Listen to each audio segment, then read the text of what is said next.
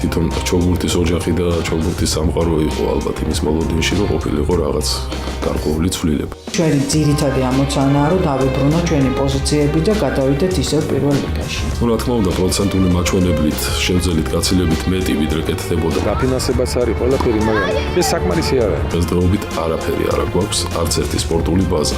ბევრი სპორტსმენი დავაფინანსეთ, ბევრი სპორტსმენი კმაყოფილია ამ დაფინანსებით. ჩვენ ჩავატარეთ 4 საერთაშორისო შეჯიბრი. პერსპექტიული ბავშვები არიან, მაგათი იმედი გვაქვს. მე ვფიქრობ, გარკვეული შედეგიც ოლიმპიადაზე 2015 წელს ჩვენ გვექნება. ყოველდღიური თამაშები ოცეულის მოთამაშეს და ჩვენ გვექნება შანსი. ჩოგბურთს თუ ითამაშებს ბევრი ადამიანი ჩვენს მოვნახავთ გარკვეულ ტალანტებს. ხუთშაბათს 22 საათზე.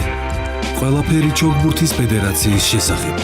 არენა განსხვავებული ფორმატით. პირველზე.